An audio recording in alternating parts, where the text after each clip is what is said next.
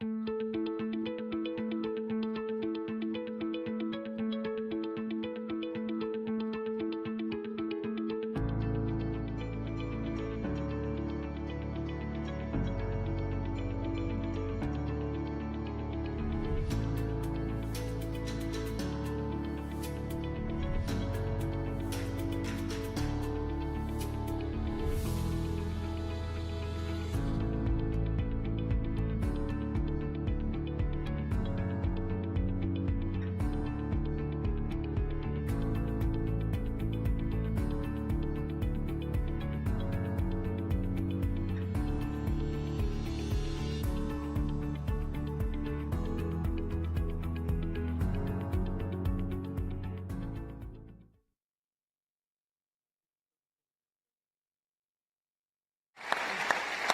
you. Thank you, thank you, thank you. Thank you very, very much. Bishop Green, thank you so much for introducing and presenting me here today. When you opened your comments, talking about that the eventful occurrences of 1775, you've made me alter the introduction to my comments today. When things were taking place back in 1775, a man named Thomas Paine, who was not an American, saw what was taking place in this country. And Thomas Paine sat down and wrote a little pamphlet that he called The Crisis. And the summary of that pamphlet are embodied in these words: these are times that try men's souls. Summer soldiers and sunshine patriots will, in the crisis, shrink from the service of their country. But he that stands it now deserves the love and thanks of man and woman, for tyranny, like hell, is not easily conquered. But we have this consolation with us, that the harder the conflict, the more glorious the triumph. 4 years ago, this country was faced with a crisis. 4 years ago, presidential candidate Joe Biden offered himself to the American people, and he made a lot of promises and commitments. Among them, he would bring relief to those who had become burdened with student loan debt, and he has done so.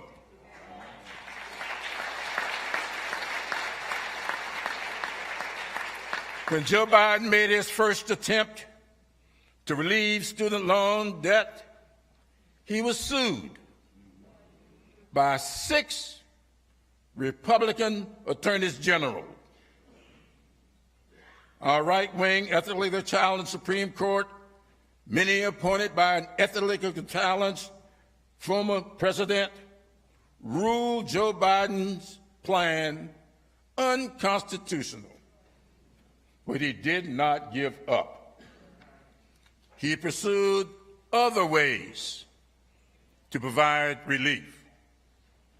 When I first became Majority Whip, we passed a law back in 2007 to give loan forgiveness to individuals who would work in public service for 10 years and paid their loans faithfully. When people started to hit that 10-year mark, it was 2017. And we know who occupied the White House in 2017. When people started to hit the 10-year mark, Trump was president and implemented the program was blocked. And almost no one got loan forgiveness. Joe Biden took office in 2021 and changed that. He revamped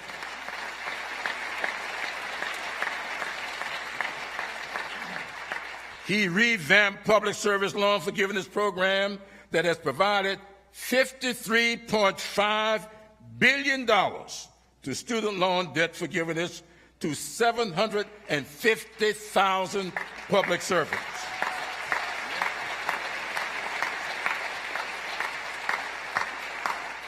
Teachers, police officers, firefighters, federal, state, and local employees have gotten their loans forgiven up to a total of $132 billion.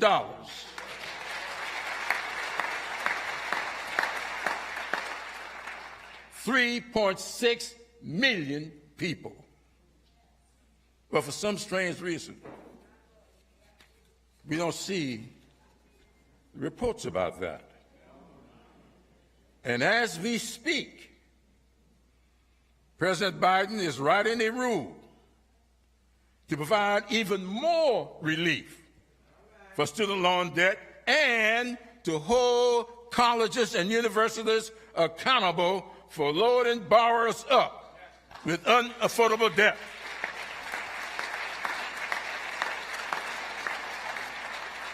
Going forward, every 2 months, I want you to really think about this. Every 2 months, there will be roughly 50,000 more borrowers to get student loan debt repayment plans will have their debt forgiven.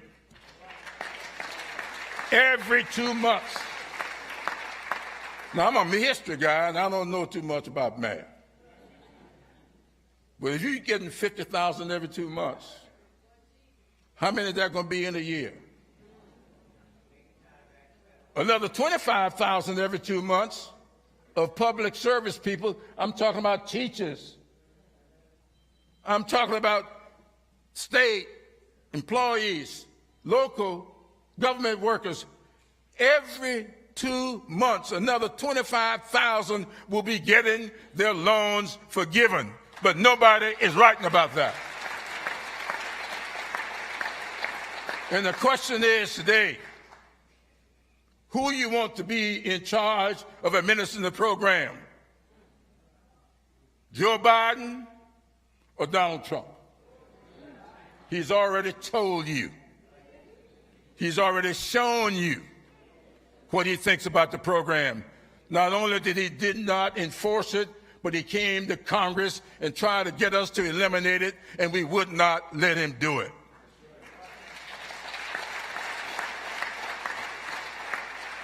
Four years ago,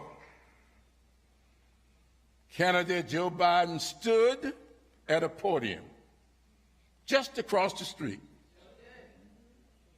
and he said to the American people that he had been a part of diversifying our Supreme Court, and if given the opportunity, he would appoint the first African-American woman to sit on that court. He got the opportunity, and he did it.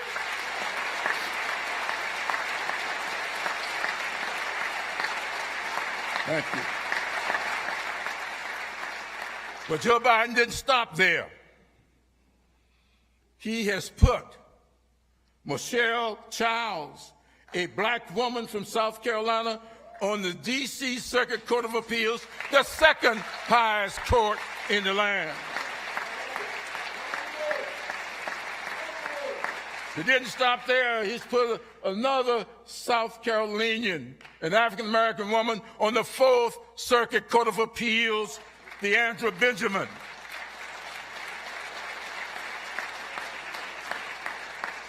But it didn't stop there. Joe Biden has appointed more women of color to our circuit courts than all the former presidents combined.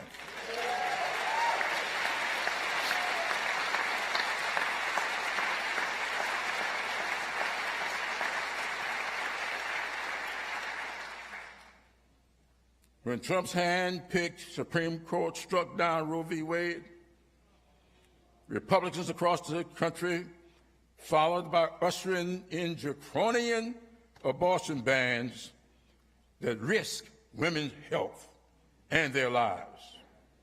And he has told us how much worse he can be. Joe Biden will appoint more justices like Ketanji Brown Jackson. He will block any attempt of Republicans to institute a nationwide ban on women's reproductive rights. Joe Biden will fight any attempt to turn the clock back.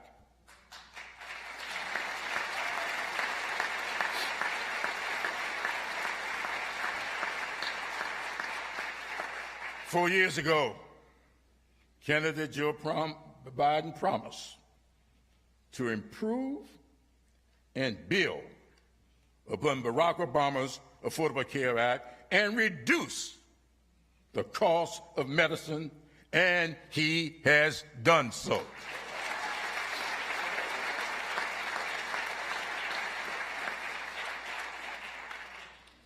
During Donald Trump's 4 years in the White House, he and Republicans in Congress tried over 60 times to repeal the Affordable Care Act, but we would not let them.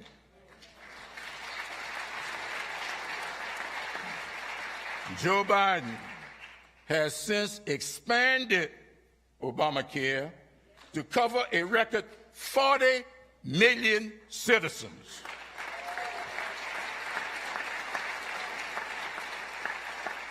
But he did not stop there.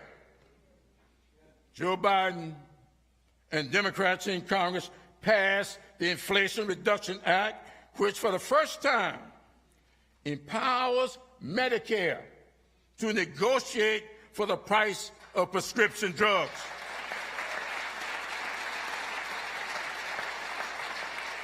And his Department of Health and Human Services just announced the first 10 drugs that will be subject to negotiations. If you or a family member takes prescription medicine for diabetes, blood clots, heart disease, kidney disease, and more, the price of many of these drugs will be coming down.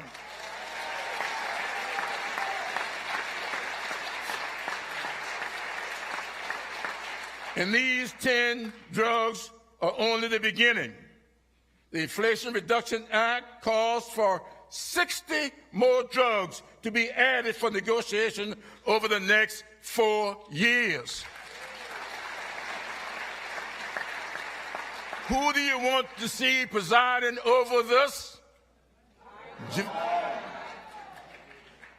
Many of you remember, and some of you and your families shared with my late wife her decades-long struggle with diabetes. You know, as I know, the exorbitant monthly cost of insulin. And like I told you 4 years ago, we know Joe, but more importantly, Joe knows us. Well, starting last year. Thanks to Joe Biden's Inflation Reduction Act, insulin has been capped at $35 a month for Medicare employees.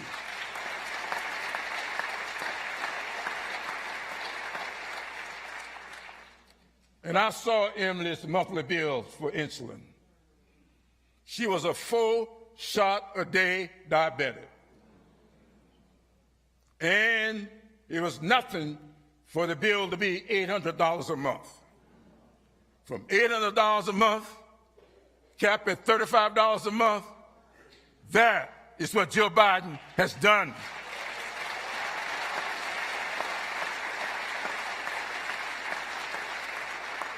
And a lot of people did not realize it, but when that bill left the House of Representatives, following Joe Biden's instruction, we capped it for $35 for everybody. But somebody over in the Senate ripped it out of the bill, and we couldn't get the 60 votes because of the filibuster.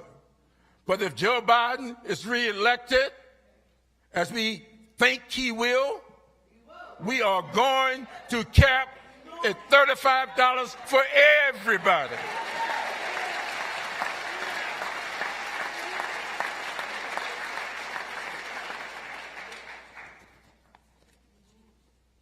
President Biden's PAC Act. How many veterans are in here? Just raise your hand.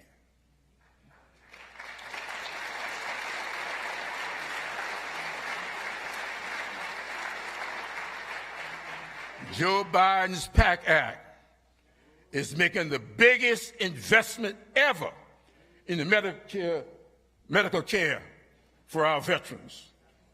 Not only do we take care of our Iraq and Afghanistan veterans who were exposed to those burn pits, but because of Joe Biden, we went back and picked up those veterans from the Vietnam War who did not get Agent Orange coverage and other exposures. Pick them up. And I hear from them every day.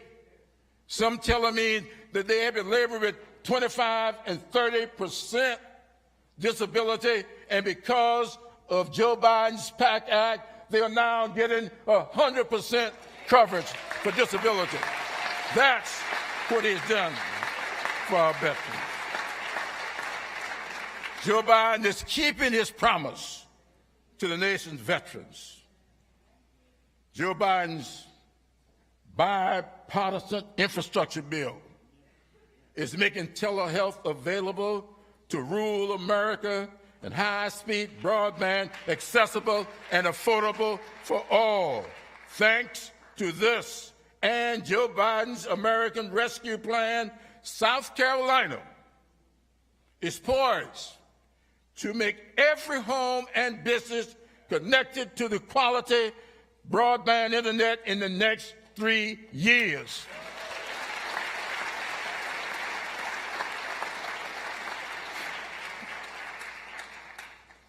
This is a great country in no need of being made great.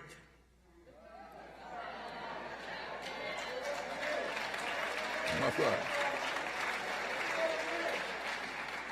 Our challenge is doing the things that are necessary to make this country's greatness accessible and affordable for all our citizens.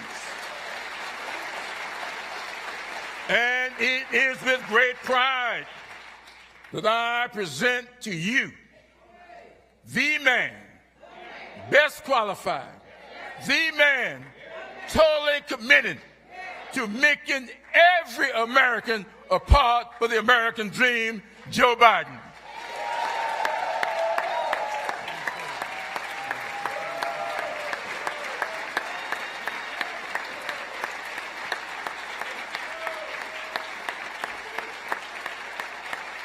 Thank you. Thank you, thank you, thank you. Thank you. Thank you, thank you, thank you. Thank you. I rest my case. Thank you, please. Thank you. Thank you. Thank you. Thank you, thank you, thank you. Thank you. Thank you. And it's going to go to my head. Please, thank you. Jim, you know, just say one thing about what Jim has been talking about that confuses me about our Republican friends sometimes, the MAGA Republicans. No, I mean, I'm being sincere. Every one of the things that Jim mentioned saves the American taxpayer billions of dollars. You realize if you have a prescription drug from any major drug company in America, I can take you to Toronto, Canada, London, Rome, any major capital in the world and buy the same exact drug for sometimes half the price that you get here. Look, folks, when the federal government through Medicare doesn't have to pay out as much money, it means taxpayers pay less money because you fund the federal government. You fund Medicare. Go down every one of these things. So they always confuse me. They talk about being rational. It's just about excess profit. But at any rate, I don't want to get off on that. I'll get carried away. I don't quite get these guys. Thank you, Jim, for your friendship and above all for your fellowship. And Bishop Green, thank you for those kind words. I mean that sincerely. And thank you, Reverend Manning, for the shepherd of this house to allow me to stand at this podium once again. And all the faithful of Mother Emanuel and distinguished guests. I was talking downstairs. I've spent more time in the Bethel AME Church in Wilmington, Delaware than I have than most people I know, black or white, have spent in that church. Because that's where I started. No, I'm serious. I started the civil rights movement. I used to go to 7:30 Mass. Then I'd go to 10 o'clock service with the Reverend who was then running the church, is now the bishop. She's a bishop, and I'm told your bishop had been there before in South Africa. That's where he is right now. The point is that I've been blessed to worship here before as well. It's at moments of joy and great joy, and moments of great pain, moments of unbearable loss. On June 17, 2015, the beautiful souls, five survivors, invited a stranger into this church to pray with them. The word of God was pierced by bullets of hate, of rage, propelled by not just gunpowder, but by a poison that has for too long haunted this nation. And what is that poison? White supremacy. Oh, it is. It's a poison. Throughout our history, it's ripped this nation apart. It says no place in America. Not today, tomorrow, or ever. From that day, this nation saw this congregation, this community, demonstrate one of the greatest acts of strength I have ever seen. I mean it sincerely from the bottom of the act of forgiveness, the act of grace. It was as President Obama sang from here, Amazing Grace. You changed hearts. You did something that may not have happened but for your courage. You brought down the Confederate flag in South Carolina. You brought it down. No, you did. And you helped the nation heal. You showed what America can overcome, what we can be when we want to be something. I'm deeply humbled to speak from this same pulpit my friend, and he was a friend, Reverend Pinckney, spoke from. We all miss him, none more than his family and this congregation. But just as all the families of the Emanuel 9 missed the pieces of their soul that they lost that day, we also have been together at moments of unbearable loss for my family. 2 days after the service of Reverend Pinckney, my son and I, my surviving son and I, came back. My family worshiped with you. Here's Sunday service to show our solidarity. But my family also needed to be healed. We didn't even realize how badly. Just 22 days before, we had buried my son, Bo, a veteran exposed and died because of those burn pits in Iraq for a year. We were in more pain than we knew. We came here to offer comfort. We received comfort from you. No, I'm serious. As I listened in the pews, spent time with the families, visited Reverend Pinckney's office, visited the memorial for the victims outside, I grew stronger. My son, my family grew stronger. We prayed together. We grieved together. We found hope together, for real. For real. And it reminds me that through our pain, each of us must find purpose. For me, that purpose was to live a life worthy of my son, Bo, and I mean it sincerely. For you, that purpose is for the lives worthy of loved ones lost, to make them proud. So many of you were there for us during that loss, including my dear friend Jim and Emily Clyburn. Miss Emily, I miss. People of deep faith. Jim, a great public servant, the best friend you could ever have. Jim, I'm thinking of Emily today. We've talked about it downstairs a little bit. I know you do every single solitary day. She was special, and that bond you shared was something to behold. As many of you know, Jim is a teacher and a student of history. He knows the power of history. He knows the power of truth and the power of lies. He knows what happens when people are allowed to whitewash history, erase history, bury history. He knows what the Bible teaches. We shall know the truth, and the truth shall set us free. But the truth is under assault in America.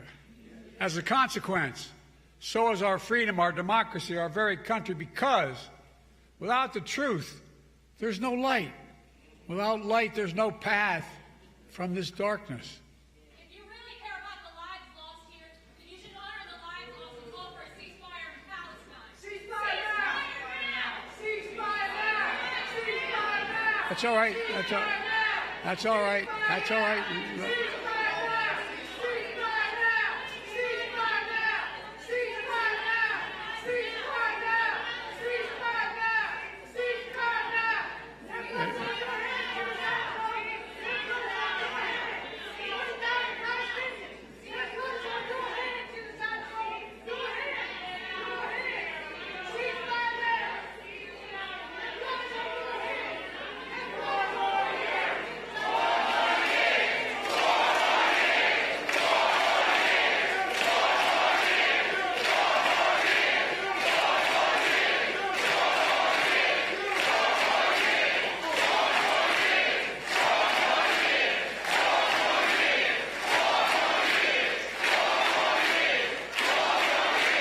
Thank you. Thank you. Thank you. Look, folks, I understand their passion, and I've been quietly working with the Israeli government to get them to reduce and significantly get out of Gaza. I'm using all that I can to do that.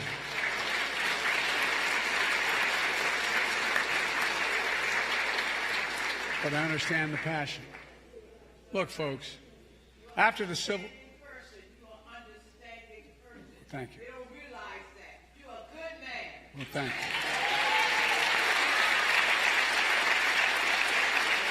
you. Look,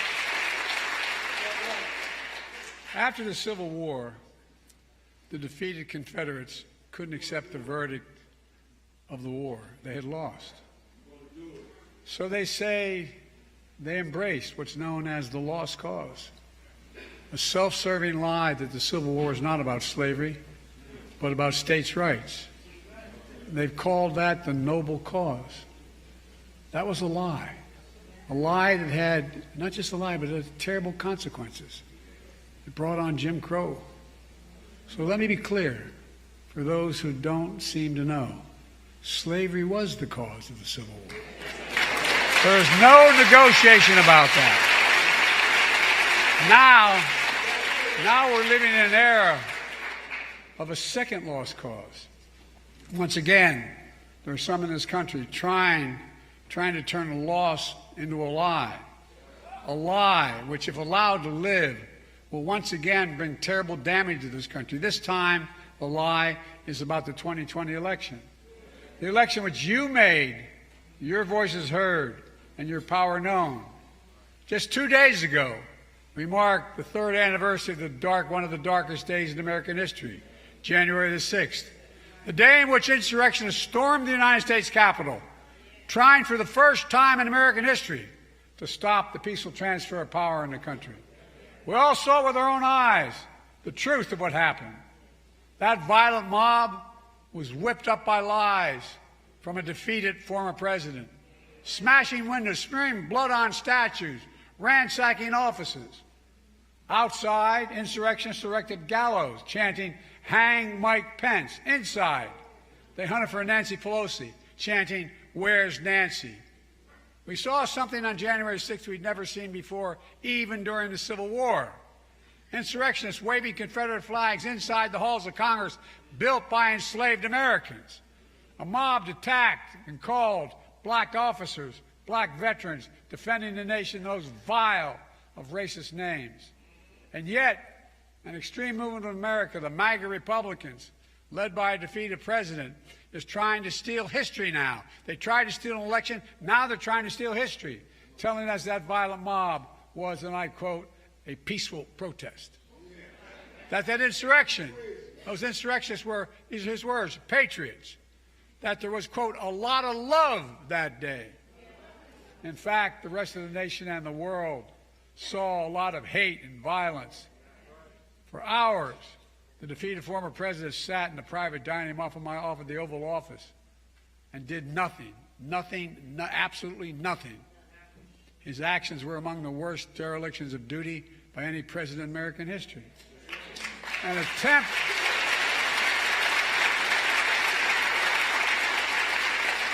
to overturn a free and fair election by force and violence. Let me say what others cannot. We must reject political violence in America. Always, not sometimes, always. It's never appropriate. The violence of January 6th was an extension of an old playbook from the threats and violence and intimidation. In Atlanta, Georgia, two brave black women, mother and daughter, Ruby Freeman and Shay Moss, they had their lives upended just doing their jobs. Menacing calls, death threats, forcing them to literally flee their homes. Those pushing the big lie have a conspiracy theory among conspiracy theories that outweighs them all. That there's what, but here's the fact. There's where we don't have facts. Their whole theory has no facts, has no proof, has no evidence. That's why time and again they lost in every court of law that challenged the results. 60 losses in courts of America. There's one thing they don't have. They don't have respect for the 81 million people who voted the other way, voted for my candidacy, and voted to end the presidency. In their world, these Americans, including you, don't count. But that's not the real world. That's not democracy. That's not America. In America, we all count. In America, we witness to serve all those who, in fact, participate. And losers are taught to concede when they lose. And he's a loser.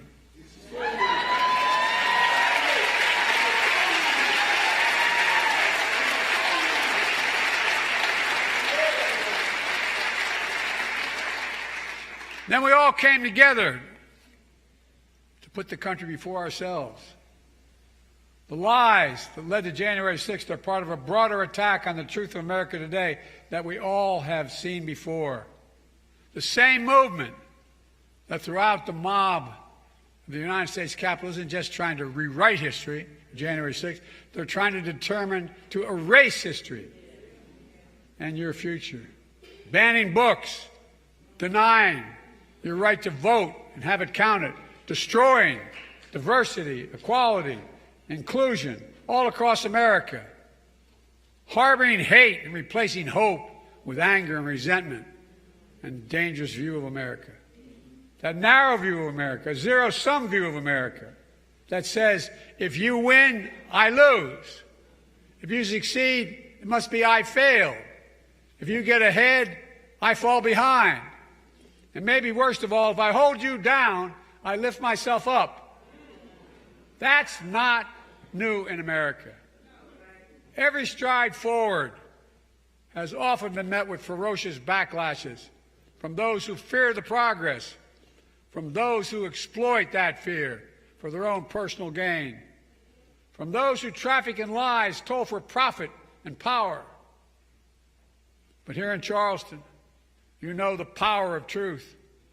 Less than a mile from here was once a port where almost half of all enslaved Africans were trafficked to North America and forced on our shores. And now you have a world-class museum there to tell the truth about the original sin. And it matters. And I want to thank former Mayor Jim Riley for his leadership, who saw to it the museum was built, and for all of you who made that happen. And with your help, I made Juneteenth the first federal holiday since Dr. Martin Luther King Day.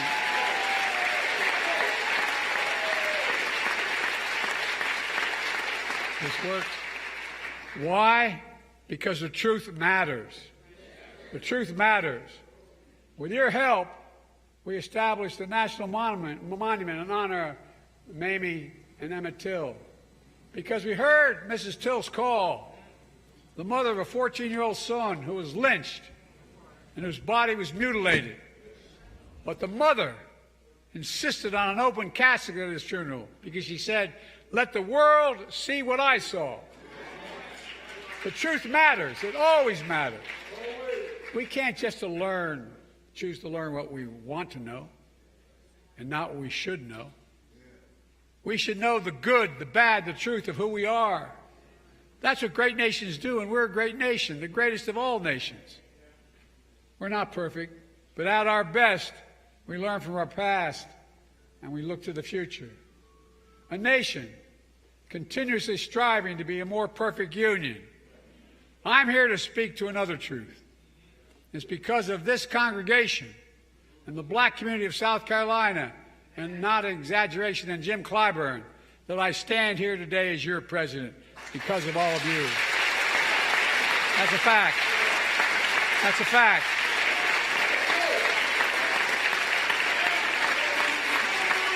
And I owe you.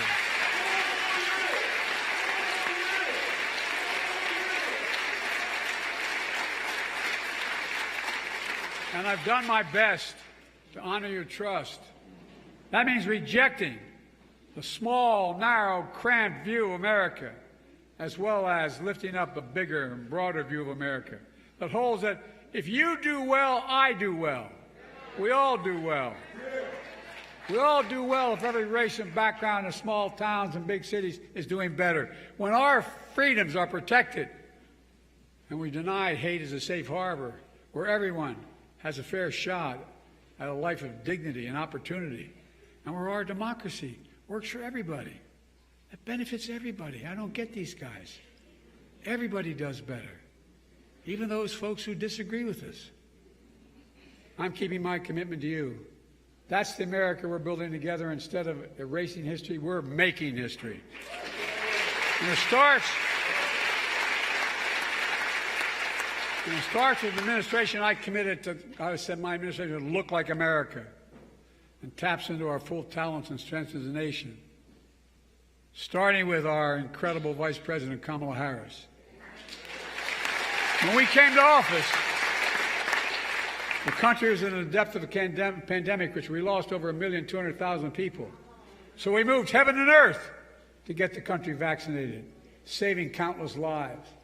When the economy on the brink, we sent $1,400 checks into the pockets of people who were hurting badly to keep them going.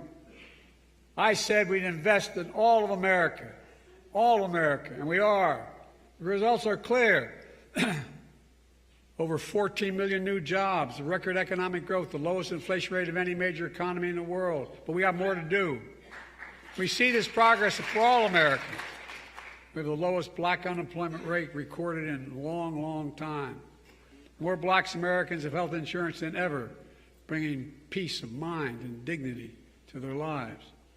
I remember when I was a kid, we lived in a 3-bedroom house with 4 kids and a grandpa living with us. And my headboard in my room was up against, it was a little split-level home. So we weren't poor, we sure weren't wealthy. And I remember really one night hearing my dad restless because the headboard was along my headboard on the other side of the wall. I asked my mom the next morning, I said, "What's the matter with Dad?" She said, "Honey, his employer just told her they're dropping health insurance." What that does is deprives a man and a woman of their dignity. How do you look at your child and say, "I can't cover you, I can't take care of you"?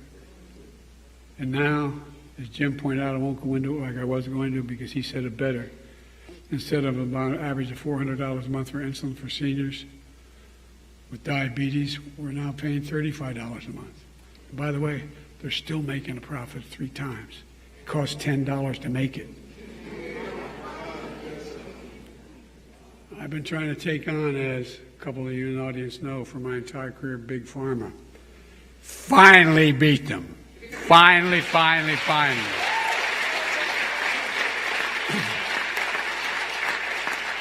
We're going to go back and make sure that Medicare can negotiate prices for everybody, not just for seniors.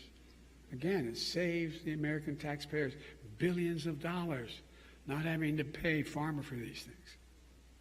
You know, we're growing back black wealth. Well, we have a lot more to do. The racial wealth gap is the smallest it's been in 20 years under my watch. More black small businesses starting up than in decades. And the ultimate act in opening a new business, the ultimate act of hope. We're taking on housing discrimination in many ways. So a home owned by a black family on one side of a highway, built by the same builder on the other side of the highway, and a white guy living in it, the white guy's home is valued more than the black guy's. No, I know you know it. But guess what? That's how you build generational wealth when you build your home. Kamala and I are leading the charge, mainly Kamala, to protect the freedom to vote, and that vote that be counted. Defending your freedom to choose. We're keeping our commitment of providing incredible opportunities, making historic investments in HBCUs, $7 billion. $7 billion.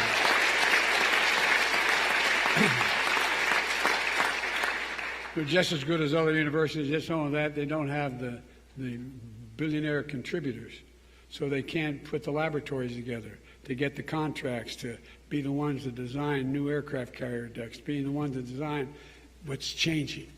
It's changing. Providing people a real shot by reducing the burden of student debt. Jim went into it. I won't go into it as I was going to. $132 billion, 3.6 million people. A significant percentage of those students are African American students. Despite our friends on the other side of the table, the Supreme Court did everything we can to stop me, replacing every lead pipe in America. Do you know how many? Not just some. Every single lead pipe in America is going to be taken out and replaced with a proper product. Why? Because in mostly poor neighborhoods, that's where those lead pipes are, and that's why kids end up with brain damage because of the lead. There's so much, I'm not going to go into it, but look, you can turn on a faucet for your child and doesn't get sick from drinking the water and coming into the home. Delivering high-speed internet, that's affordable for everybody. So you don't have to sit in the parking lot for your child to do their homework. producing clean energy so you can finally breathe clean air without leaving home. Look, I understand it. When we moved from Scranton, I was raised in Claymont, Delaware. More major refineries than any place, including Houston, Texas, and just across the border in Chester. Not a joke. I grew up with asthma, most of us did, because of the prevailing winds. My mom would drive us to school in the morning as young grade school, turn on when there was a frost, turn on the windshield wiper, there'd be an oil slick on the way. Because guess what? It's all the fence line communities that get hurt. Not on my watch. It's changing. So we know there's more to do, making child care and elder care more affordable, which would save American taxpayers billions of dollars along the way. Early in my administration, we cut child poverty in half, black child poverty in half, by getting families checks every month through the child care tax credit. And the other side went ahead and blocked it. But we're going to get it back. This fight isn't over. We're going to come back. Because no child in America should ever go to bed hungry, period.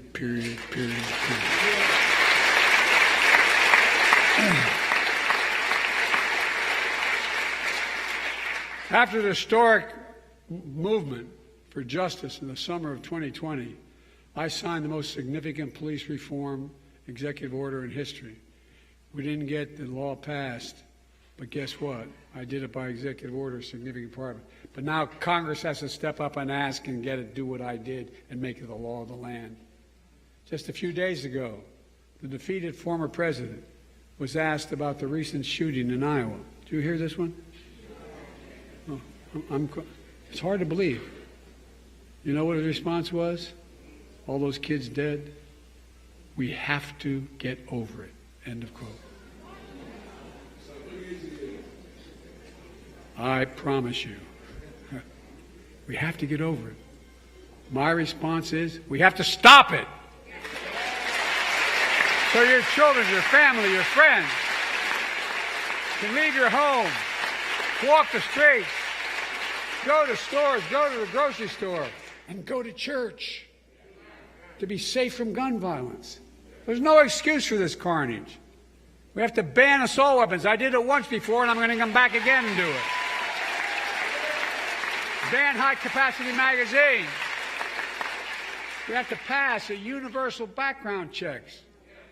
It doesn't violate the Second Amendment. It's common sense, and it saves lives. I'm determined to continue to deliver unequal justice under the law. I made a commitment to you to nominate the first black woman, and Jim's already talked about it, on the Supreme Court. And by the way, she's smarter than the rest of these guys. Oh. Her name is Ketanji Brown Jackson. But guess what? She knows what she's doing. And by the way, as Jim pointed out, more black women have been appointed to the federal circuit courts than every other president in American history is appointed. Every single solitary one counted. And we're going to keep going.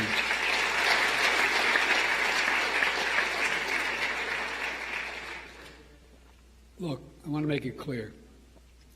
You all made this possible. Because of your voice was heard in shaping your destiny. That's democracy. I'm proud to have led the effort to make sure your voice, the South Carolina voice, will always be heard, because now you're first in the primary.